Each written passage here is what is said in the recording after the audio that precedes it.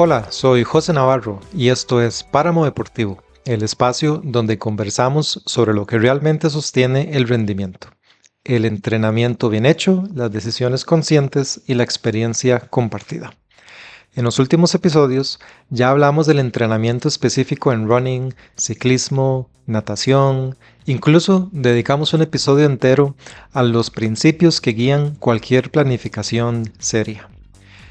Pero hay un pilar que atraviesa a todos los deportes de resistencia y que sin embargo muchas veces se deja de lado, la fuerza.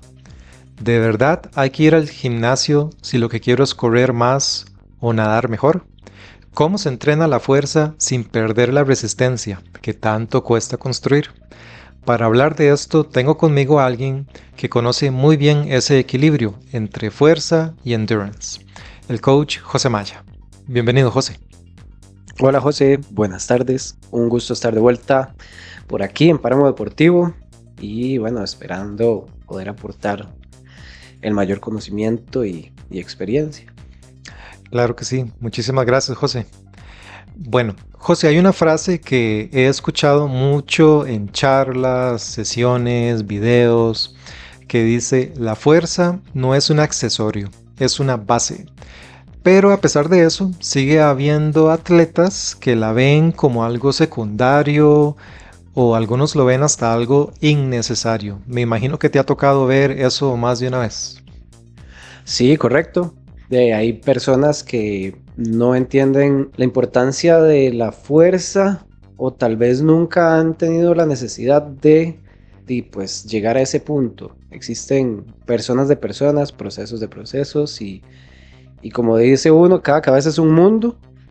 Pero sí, ha tocado gente que cree que no, no es importante, por decirlo así. Pero sí es algo que, como dijiste al principio, atraviesa todos los deportes de resistencia y, como acabas de decir ahorita, es algo de base, totalmente. Y cuando alguien finalmente se compromete con un proceso real de fuerza, llamémoslo, aunque no esté levantando pesos enormes, pues uno empieza a notar ciertos cambios. Y esos cambios no son solo físicos, sino también cómo la gente se mueve o cómo rinden. Vos que ves esto de cerca, José, ¿cómo lo describirías? Pues sí, este tema de pesos enormes es muy relativo. Los pesos siempre van a ser acorde a la persona y de hecho quien ha ido al gimnasio tal vez, bueno, un gimnasio no en todos, pero ha llevado tal vez un proceso de fuerza un poquito más detallado, se dará cuenta de que los pesos son adecuados a cada persona. Entonces, así como la intensidad en los entrenamientos de carrera, natación, tenemos que adecuar el tiempo, el ritmo, la velocidad en la que estamos, la intensidad en frecuencia cardíaca, en velocidad, en potencia. En el caso del ciclismo, tenemos que ver que la fuerza también, los pesos tienen que medirse y es importante. Los cambios hay muchos cambios en el entrenamiento de fuerza, es vacilón porque de los cuales se habla poco. Tal vez por lo que decías al principio, es algo como de que la gente deja de lado. Pero tenemos cambios físicos y cambios psicológicos. En los cambios físicos inclusive los podría dividir en dos. Están los cambios físicos visibles y los invisibles, por mencionarlo de alguna forma. Cuando uno empieza un proceso de entrenamiento de fuerza, las primeras semanas, que pueden ser de 6 a 8 semanas, eso depende de cada individuo, el entrenamiento es con resultados invisibles. ¿Qué es lo que pasa? Que pues, para que nuestros músculos se muevan, tenemos que tener un sistema nervioso. Y nuestro sistema nervioso tiene que tener señales eléctricas fuertes que le envían al músculo. Entonces, esa es como una forma pues coloquial o más sencilla de explicar qué es lo que sucede dentro del cuerpo. Pero las primeras semanas lo que hacemos es que hay una mejor inervación nerviosa entre el sistema nervioso central y los músculos, lo que llamamos una unidad motora en el tema pues ya profesional de nosotros, ¿verdad? Ujú. Pero eso es lo que necesitamos, empezar a crear ese fortalecimiento del sistema nervioso es invisible. Luego pasamos, después de las 6 semanas, a ver cambios físicos, que ya, ¿qué es? Bueno, cambios físicos pueden ser desde el que estoy pudiendo visualizar, que estoy levantando más peso, porque ya las 6 semanas ya sí lo he llevado en constancia, puedo levantar más peso. Ajá. ¿Por qué? Por los procesos que te dije antes, ¿verdad?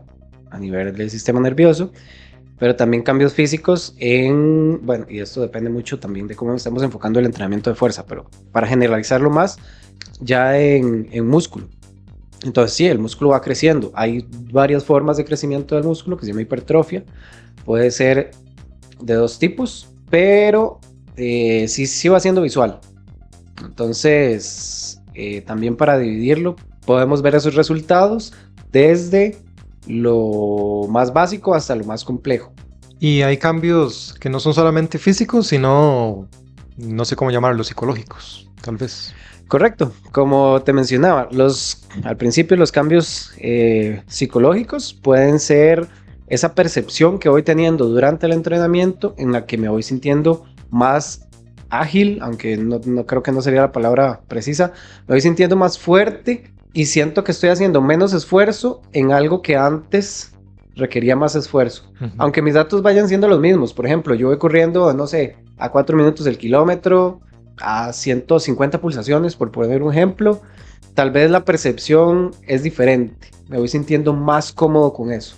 Entonces esos son cambios psicológicos del entrenamiento de fuerza.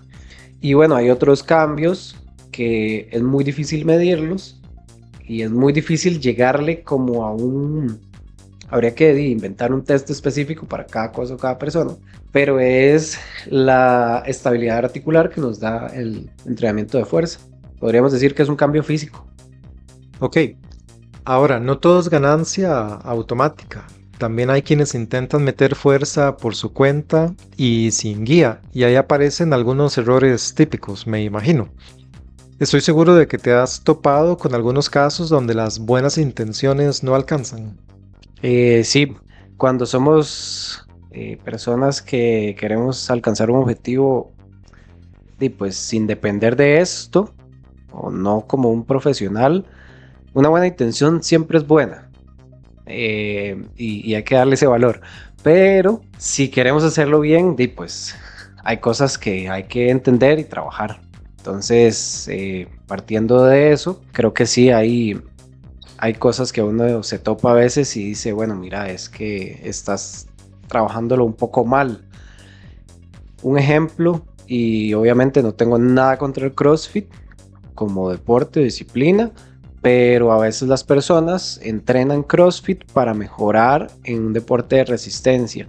¿Qué es lo que pasa? Que el CrossFit trabaja muchas cosas, muchas capacidades, pero y es un criterio personal, hay un poco de desbalance entre el volumen e intensidad de las cosas. Por ejemplo, a veces trabajan mucho volumen con mucha intensidad o mucha carga, digamos, pesos muy altos. Entonces, si haces CrossFit, no, todo bien, pero si lo quieres combinar para mejorar en carrera, en natación o en ciclismo o en triatlón, creo que tal vez no va a ser lo mejor. Eso es un ejemplo, nada más. Tenemos ejemplos pues hay muchos. Está la persona que nada más va al gimnasio y tal vez por algún miedo o algo así hace pesas, pero realmente no se esfuerza y las pesas requieren un esfuerzo. Sentir que, puña, sí, estoy levantando, son solo 10 repeticiones, pero las estoy empujando fuerte. Entonces, tal vez alguien que llega y no, es que hay un poquito nada más. Entonces, también como que es un error común. Y así se topa uno casos de casos. Sí, bueno, todo eso suena muy bien, pero la gran pregunta que muchos se hacen es, ¿cómo le hago? Porque una cosa es saber que hay que entrenar fuerza y otra muy distinta es saber cuándo y cuánto y cómo hacerlo así sin que se vuelva una carga. Correcto. Bueno, siempre para los deportistas y para deportistas élites no tienen otra opción más que entrenar fuerza. Listo. Punto. Para los que no vivimos de hacer el deporte, creo que es importante tener una buena distribución con el resto de disciplinas, sea una, sean tres, sean dos, una buena distribución y saber que el entrenamiento de fuerza es muy importante pero toma solo un porcentaje de eso. Y ese porcentaje depende y dependerá de la cantidad de deportes, disciplinas o de cosas que hay que meter en la semana. Y todo eso adaptado a lo que podemos hacer. Por ejemplo, no me vas a venir a decir, José, quiero hacer mi primer 10K, y yo puedo entrenar, no sé, 8 horas por semana y yo te voy a planificar 24 horas por semana. Entonces, como que ahí estamos muy desubicados, ¿verdad? Entonces, siempre hay que llevar todo muy acorde con lo que la persona puede hacer y pues tratar de encontrar un balance. A veces la gente tiene tan poquito tiempo de que también el entrenamiento de fuerza uno dice, dijo, puñada, ¿y cómo lo meto? Ujú. Sí. Ok. Y cuando uno entrena resistencia, todo gira alrededor del volumen. Cuando entrenas resistencia como un deporte de resistencia, sea running, ciclismo, atletismo, triatlón, ya saben de lo que estamos hablando siempre. No todo gira alrededor del volumen. Ya hemos hablado también antes que hay que trabajar densidad, que es el descanso, intensidad, frecuencia. Entonces, sí. Y si estamos hablando de la palabra resistencia en el tema de fuerza, no, pues tampoco, realmente. Ok. En todo esto lleva sí o sí, pues el tema de constancia y acumulación en el tiempo, ¿verdad?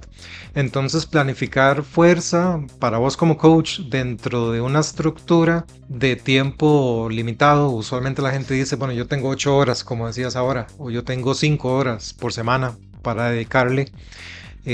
Esa estructura, digamos, que se te plantea, puede parecer complicada, pero justamente ahí es donde está como el arte, ¿verdad? De ese balanceo ahí. Sí, no sé, a mí me gusta verlo simplificado.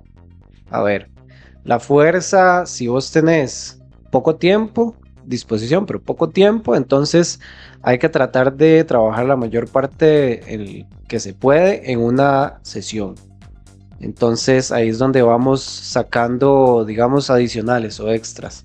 Pero si es alguien comprometido que tiene suficiente tiempo para hacer, no sé, quiere preparar una maratón, tiene suficiente tiempo para correr y para ir al gimnasio y los medios, entonces se puede hacer un montón de cosas. Inclusive uno puede periodizar solo el entrenamiento de fuerza, o más bien meter el entrenamiento de fuerza dentro de la periodización, que fue algo que hablamos como en un capítulo anterior, ahorita no recuerdo cuál, pero sí, los trabajos de fuerza se pueden hacer de la mano con esa periodización porque entonces podemos trabajar diferentes capacidades y eso pues, bueno, sí, como decís, puede ser el arte de desarrollar todo un entrenamiento. Sí, justamente tomo la palabra arte como algo que vos mismo habías mencionado en uno de los episodios anteriores, que es, bueno, tengo esta ensalada de elementos y igual como la pintura y la música y otras cosas que habíamos explorado en ese episodio, pues resulta ser precisamente un arte para vos como coach acomodar todas esas cosas para que tengan sentido, ¿verdad? Pero ya aterrizando esto con ejemplos concretos en SportsLab, ¿cómo arman ese balance para quien está entrenando una media maratón o un 73 o por ejemplo el Ocean Man que viene ahora en diciembre de este año? Me da risa porque lo que acaba de decir y esta pregunta, me recuerdan que a mí me gusta mucho el Tetris, ese jueguito de ir acomodando. Ajá. Sí, sí. Entonces cuando yo tengo que acomodar algo en un espacio, y no sé, se vuelve como un juego. Y sí, bueno, en Sports Lab, cuando alguien tiene las posibilidades de trabajar esto y prepararse para, pues sí, para algo, bueno, creo que todos los objetivos son grandes, pero pues algo que requiere una logística, un esfuerzo mayor, un esfuerzo físico y económico, entonces de entrenar la fuerza ya se vuelve vital y los entrenamientos pueden ser de muchas formas. Vamos a ver, cuestión personal, porque como también dijimos anteriormente, cada quien tiene sus estilos, pero me gusta trabajar la fuerza de lo más general a lo más específico. Entonces, como te dije hace un rato, podemos periodizar la fuerza, empezar con una base, Así como empezamos con una base aeróbica, empezar con una base de fuerza. Primero voy un acondicionamiento. Si tengo mucho tiempo de no venir de hacer pesas, al principio voy a sufrirla. Entonces, un periodo de hacer pesas más o menos, acondicionar, ir acomodándome a lo que era hacer pesas o si no sé, a aprender también técnica de ejercicios, esfuerzos, empezar a saber cómo se siente el mover pesos. Luego de eso, pues un trabajo general de fuerza y ahí empezamos ya a ver, bueno, tenés la capacidad, tus articulaciones están bien, tenemos las herramientas, porque hay gimnasios de gimnasios. En este gimnasio tenemos las herramientas para trabajar fuerza en sus diferentes capacidades, entonces ahí es donde empezamos a visualizar. A mí me gusta mucho empezar con fuerza en máquinas de peso dirigido se llaman, que son las máquinas estas que uno va y solo tiene un movimiento para allá y para acá, y usted se sienta y si no lo hace con los brazos nada más, para allá, para acá, no tiene otra forma de hacerlo. Sí. Entonces es algo muy bueno porque es introductorio. Eso además nos permite, si ya estamos en un momento que no es introductorio, hacer mucha fuerza, mucho peso, pero reduce el riesgo de lesión porque el movimiento, la máquina lo lleva. No es como levantar una barra, una mancuerna en la que si se me fue para atrás me jodí, me caí, me quebré o me torcí algo.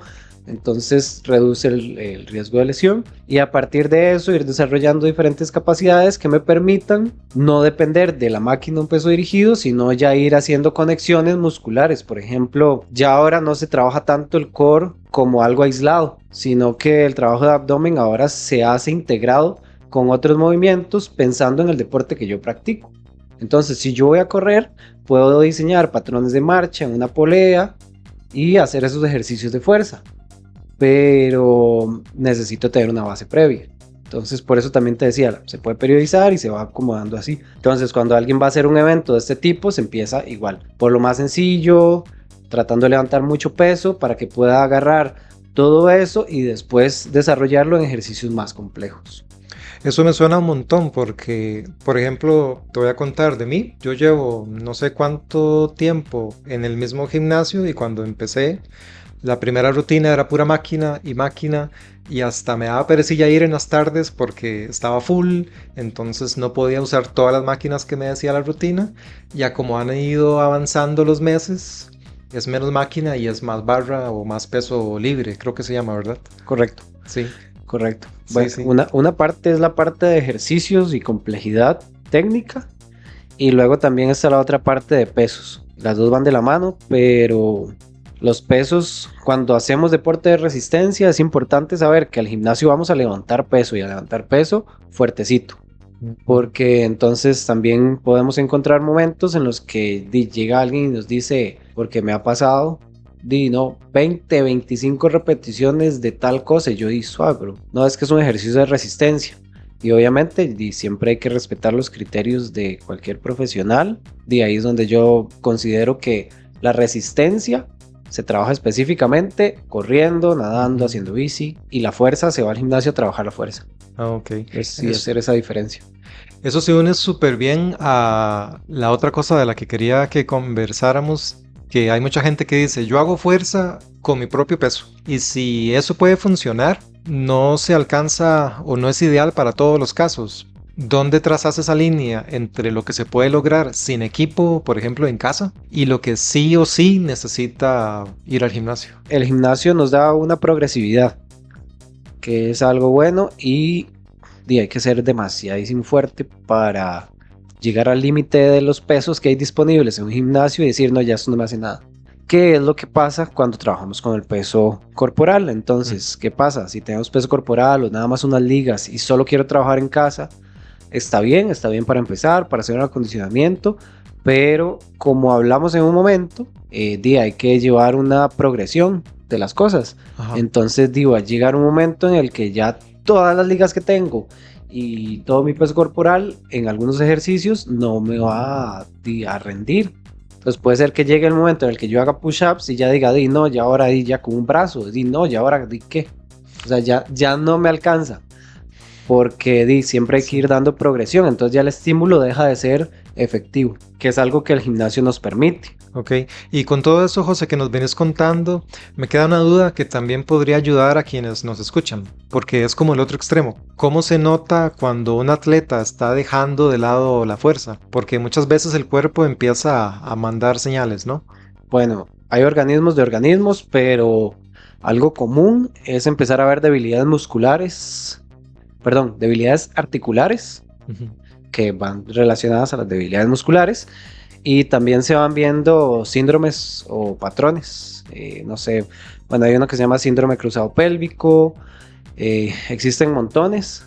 ¿Qué pasa? Que tenemos músculos tónicos o que tenemos músculos que tienden a ser fuertes y músculos que tienden a ser más débiles. Por ejemplo, el síndrome cruzado pélvico tiene que ver con el glúteo, el abdomen, la zona lumbar y el psoas, que es como en la pelvis.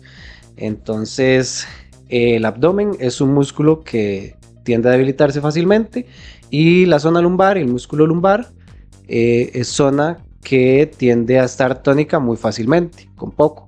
Y de ahí viene a veces la relación en la que se trabaja el tema de fuerza en abdomen y lumbar. No son siempre equitativos. Pero bueno, eso después lo podemos hablar o si alguien tiene una pregunta, la puede hacer. Entonces, esa es una de las cosas en las que uno empieza a ver ya debilidades musculares. Ya la persona, su técnica de carrera, mira, se ve que va con la espalda muy arqueada. Bueno, ¿por qué? ¿Estás haciendo un trabajo en el que ya llevas demasiada fatiga y ya perdiste la técnica? ¿O es que de verdad ya hay debilidad? Se empiezan a ver torceduras de tobillo, dolores de rodilla más en los laterales, que puede ser y está relacionado a alguna anatomía postural. Y ya ahí empieza uno a ver cosas de cosas, dolores en lugares que tal vez uno dice, "Di, pero ¿por qué?". Por ejemplo, dolor en un hombro y corro. Sí, sí pasa. ¿Y por qué? Bueno, es que una vez me lesioné y me está doliendo, vieras qué raro. Y claro, porque estás teniendo debilidad y el hombro trabaja cuando uno corre, aunque no es principal, pero tiene que ver con la técnica. Entonces ahí empiezan a aparecer cosas en las que hay que explorar más. No puede llegar alguien y decirme, me pasa tal cosa y yo decirle, este es su diagnóstico, porque ¿de dónde me lo estoy sacando? Sí. Pero nos da ya una guía, nos da un panorama de decir, mira, puede ser que esté pasando esto. Sí, de ahí la importancia de tener un coach capacitado. Ojalá todas las personas a las que este podcast llega, pues, ¿verdad? Busquen una guía porque uno, a menos que, no sé, tenga el conocimiento y tenga alguien que lo grabe en video, por ejemplo, corriendo o nadando o lo que sea, ciclismo, etcétera, pues no se puede uno dar cuenta solo de esas cosas sin el ojo clínico, digámosle así, de un profesional como ustedes acá en el equipo. José, una cosita. Hablando precisamente de estas cosas, de señales que da el cuerpo, no podemos evitar hablar de uno de los grandes beneficios de la fuerza, que es la prevención de lesiones. Porque muchas lesiones no vienen, digamos, por mala suerte, sino por precisamente lo que acabas de decir, desequilibrios que se vienen arrastrando, ¿verdad? Y de ahí la falta de fuerza suele estar en el centro del problema. ¿Qué tipo de lesiones has visto que aparecen por no tener esa base bien sólida? Más allá, digamos, de que estuve haciendo fuerza, lo dejé de lado y ahora sufre la técnica. Hay cosas que de plano uno dice, es que si hiciera fuerza, se evitaría al 100%. Y bueno, al 100% no.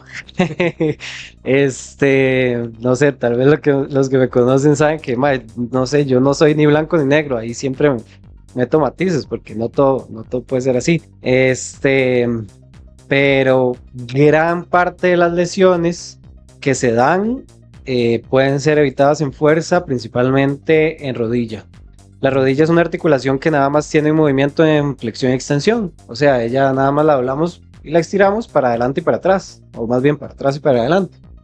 Lo que pasa es que uno corre en pista o corre en la calle, en lugares irregulares, o si corres trail, imagínate, es más complicado, que no quiere decir que el trail es lesivo y ahí no estoy diciendo eso, ¿verdad? Todo depende de cómo estamos enfocando nuestro entrenamiento. Pero la rodilla es una de las que es casi siempre debilidad o malos movimientos. La debilidad en la rodilla junto con algo pequeño, por ejemplo, no sé, tal vez soy pronador o nada más soy Genu Baru. genu varu, genu valgo y bueno, y otro que se llama genu recurvatum, que quiere decir que, como dice uno popularmente, soy de rodillas casadas, de rodillas divorciadas, o no sé si has escuchado el término corbeto. Ah, bueno, ese sí. Entonces quiere decir que hay personas que tienen las rodillas más juntas en relación a su línea entre cadera y tobillo, digamos, las rodillas van para adentro, otros que las rodillas van para afuera, o personas que cuando están con sus rodillas en extensión totalmente, como que se les hace para atrás, no sé si lo has visto. Sí. Ajá, entonces esas patologías posturales que son de nacimiento o de desarrollo en la infancia, en los primeros años, y es muy normal cuando uno lo ponía a caminar en andadera, eso afecta porque ya tenemos algo previamente en nuestro cuerpo que hace que las fuerzas cuando corremos vayan hacia un lado específico. Entonces, por ejemplo, yo soy genu varu y además soy supinador. Entonces yo sé que tengo que mantener mis piernas fuertes porque mis rodillas en la parte exterior siempre van a tener muchísima presión. Y cuando dejo de hacer entrenamiento de fuerza o estoy haciendo entrenamientos muy intensos, siento esa zona bastante cansada y debilitada. Entonces es un ejemplo. Y eso es tan común en la población que es una de las cosas que se puede prevenir haciendo fuerza y de las que producen mayor tipo o mayor cantidad de lesiones o mayor incidencia en lesiones de rodilla. Por decir esa, luego están los tobillos. Doblarse un tobillo es realmente normal si corremos. Si hacemos bicicleta, puede ser, bueno, las rodillas también están por ahí, los tobillos son más estables. Para responderte claramente, con una sola lesión podría ser lesiones en la rodilla. Sí, súper. Listo. Y ahora que hablamos de prevención, hay algo que muchas veces se pasa por alto, creo que ya tocamos un poquito de eso, que es el trabajo de core y de los músculos estabilizadores, que son claves para sostener el cuerpo en movimiento. ¿Ustedes tienen algún abordaje especial acá en Sports Lab o algún tip particular para la gente que entrena aquí? Ok, bueno, como te mencioné anteriormente, es importante trabajar el core y músculos estabilizadores en una integridad con el resto del cuerpo y de los músculos. Obviamente, si estamos en una fase de base en la que trabajamos pesas muy intenso con peso dirigido y máquinas, podemos trabajar el core aparte, pero siempre con el paso del tiempo hay que empezar a integrarlo. Y los músculos estabilizadores, bueno, hay muchos tipos. Un músculo estabilizador es un músculo que estabiliza X movimiento. Entonces, no sé, si yo estoy nadando, puede que el deltoides, que es el hombro, sea en una fase de la natación, o más bien puede no, en realidad en una fase de la natación es un músculo principal y en otra parte es un músculo que es solo estabilizador.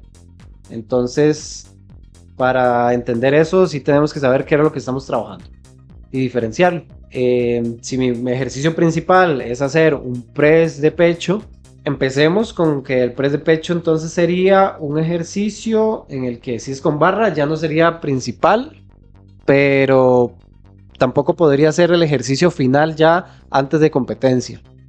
Ya antes de competencia deberíamos de estar trabajando otro ejercicio. Y el deltoides sería su músculo estabilizador, igual que el core. Entonces, ¿qué puedo hacer?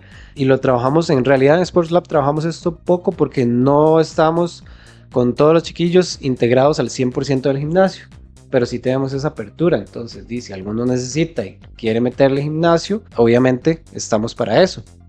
Ok, entonces en Sports Lab, cuando hay la posibilidad de trabajarlo en una integridad del entrenamiento específico con el entrenamiento de fuerza, el core y músculos estabilizadores llegan a ser trabajos en una integridad con el resto del cuerpo. Entonces ya se trabajan mucho poleas, peso libre, con una previa de acondicionamiento y una fuerza de base, porque esto nos va a permitir tener fuerza, muy buena fuerza, que sea funcional, que no es el entrenamiento funcional en el que a veces parece un circo y uno se inventó un ejercicio nada más para que se viera chiva. No, el entrenamiento funcional es porque me tiene que funcionar a mí específicamente en lo que voy a desempeñar. Si soy corredor, puedo inventarme un ejercicio funcional que sea con una liga o con una barra o con una mancuerna o con una polea en la que yo pueda reproducir un patrón de carrera. El entrenamiento funcional tiene que tener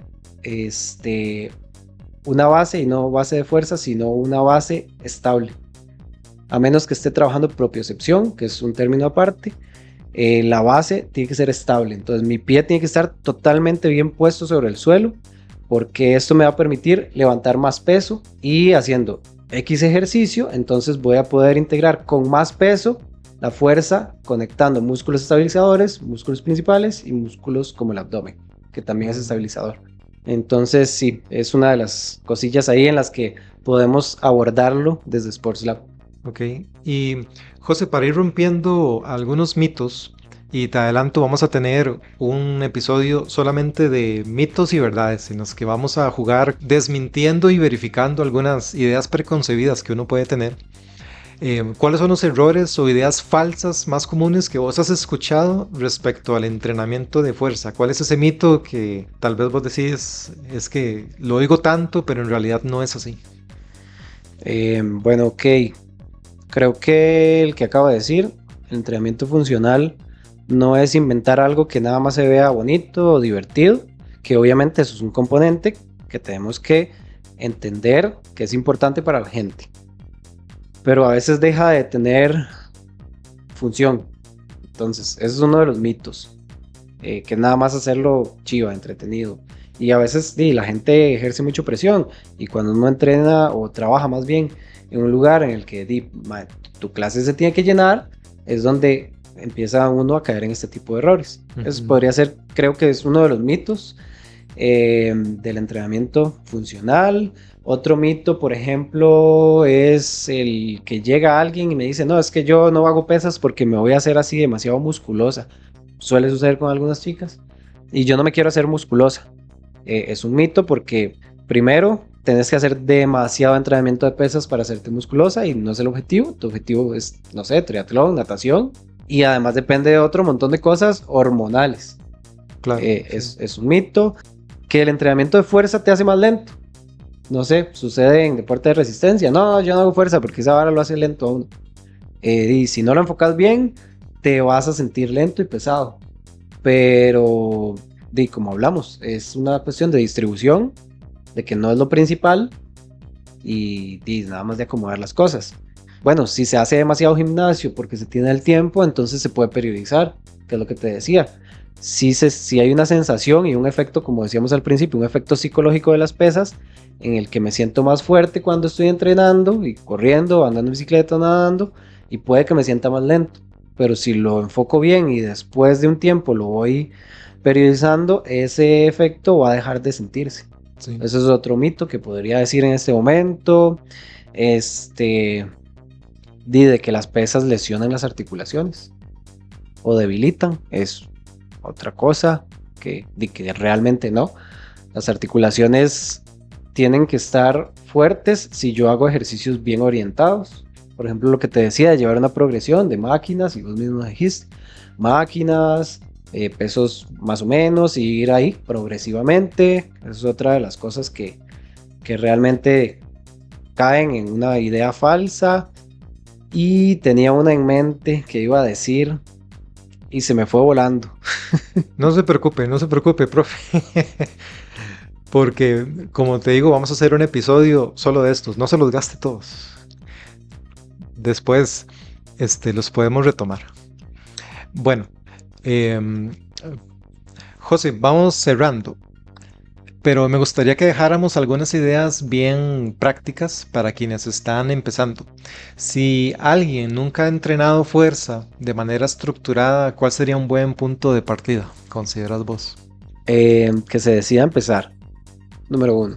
Y a veces, uno escucha cosas, no sé, a veces uno escucha esto, un capítulo de más de 30 minutos de alguien hablando y uno dice, uy, no, es que eso es demasiado, eso es todo un mundo, yo no voy a hacer eso.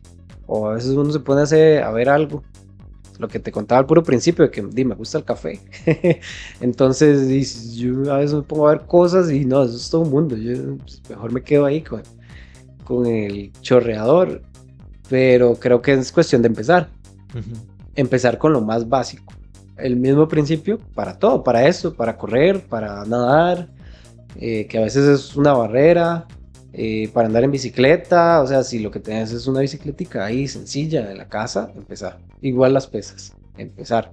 Porque conforme uno empieza, primero ya va preparando su cuerpo, se va dando cuenta de lo que el cuerpo es capaz de hacer y el paso es más difícil en cualquier cosa, al menos yo creo que siempre es empezar. Ya por empezar, de buscar guía, no buscar a la persona que físicamente dice, ah, sí, ese es el que hace pesas, ese me va a enseñar a mí, me va a poner fuerte. Irse más por una cuestión de conocimiento de la persona, de criterio, de que la persona de verdad tenga un criterio para explicarte y decirte las cosas. No solo esto porque sí, porque yo soy el entrenador. Entonces, eso sería como un buen punto de partida. Ok, y José, ¿es mejor poquito y constante o una sesión más larga pero menos veces por semana? Eh, yo soy partidario del poquito y constante. Ok, Sí, bien, sí, sí. bien, bien. Bueno, José, gracias de verdad por compartir todo esto, porque como hemos dicho varias veces en el podcast, no se trata solo de entrenar más, sino de entrenar mejor. Y parte de entrenar mejor muchas veces es hacerse más fuerte. Si te gustó este episodio, compartilo con tu equipo o con alguien que siempre ha dejado la fuerza para después. José, muchísimas gracias por acompañarnos en este episodio. ¿Alguna palabra última ya para cerrar? No, siempre feliz de estar aquí. Muchas gracias por la invitación y pues invitarles a seguir escuchando otros episodios. Bueno, muchísimas gracias, José. Pura vida. Esto fue Páramo Deportivo. Nos escuchamos en la próxima. Chao.